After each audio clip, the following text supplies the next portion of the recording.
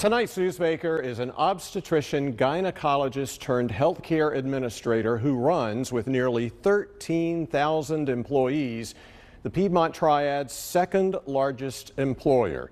The changes she and this nonprofit organization are implementing could have a big influence on not only the type of health care you get in the future, but how much you pay for it. And for Cone Health, along with its president and CEO, Dr. Mary Jo Cagle, we're about to get some major help in this journey. I would say that Cone Health is a vibrant, dynamic, community-focused healthcare system that is passionate about the people that they serve, passionate about this community. And Cone Health, whose flagship 628-bed Moses Cone Hospital in Greensboro is part of a network of facilities that serves Guilford and at least 4 other surrounding counties, is facing the same challenge most healthcare providers are. And it's a challenge Cone Health President and CEO Dr. Mary Jo Cagle knows all too well. What is keeping you up at night? I think our biggest challenge today is the same thing that moms and dads and families are facing, is the inflationary pressures that exist on the cost of everything, from wages to supplies to the food that we buy, while at the same time pricing, what payers are paying us, is not increasing at the same rate. And that's tough when you're serving a patient population that's already paying too much for health care, and you're trying to provide quality health care while struggling to meet your budget. It's not a new problem. It's why, for the last 13-plus years, Cone's been working to implement what the healthcare industry calls value-based care. Value-based care is not about charging you for every time you see a doctor or for every procedure you have. Value-based care is about keeping you healthy and well and providing high-quality care at the lowest possible cost. We would rather you pay your premium, your cost per month, and we're responsible for providing you care for that premium all month long. And if we can provide your care for less than that cost, then we win.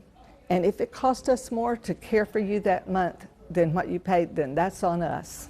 Yeah, you take the responsibility and you could be penalized. We could be penalized, and we get rewarded if we keep the cost below that, so that you don't have to worry about saying, oh my goodness, here's a big bill. You already paid your bill when you paid your premium.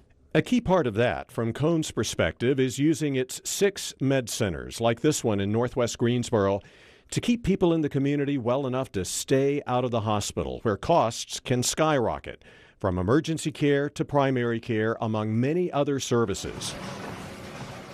This med center even has a large place for patients and others to work out. What is this, and what does this have to do with value-based care? Well, so it is a gymnasium, but this is, physicians refer patients here, and we have physical therapists or exercise physiologists that design a specific program for all of the folks in here to help them reach their physical goals, and it's reported back to the physician. Cone Health is also carrying out this Keeping People Well mission in all its expansion plans, including a new $72 million med center under construction in Asheboro.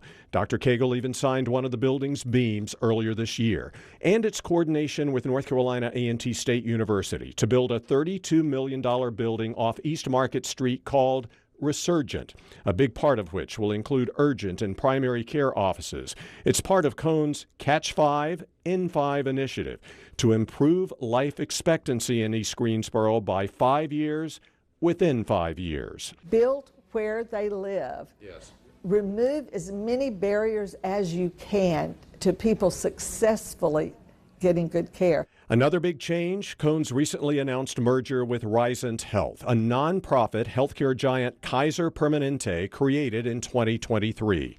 Dr. Cagle believes this relationship will give Cone Health everything from data analytics to resources to support home visits to keep people well and out of emergency rooms. How confident are you that Risant won't come in and overrule you on decisions that you make locally? We're quite confident because we're maintaining our local board, which in other deals that we've talked through and about, we didn't have that happen. Can you guarantee that with this relationship with Risant, no jobs will be lost or shipped out of this area, and Cone Health's headquarters will stay in Greensboro? I can absolutely guarantee Cone Health's headquarters are staying in Greensboro.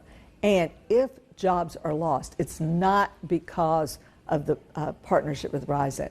Cone Health will have to make whatever business decisions we would make year after year based on our business realities. We're committed to this community for the long haul, and we're transforming the way care is paid for.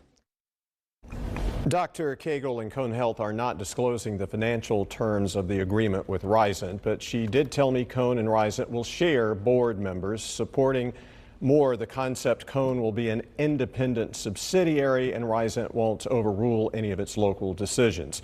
This agreement still needs regulatory approval. Dr. Cagle hopes everything will be finalized by the end of this year. Cone, by the way, will keep its name and all branding.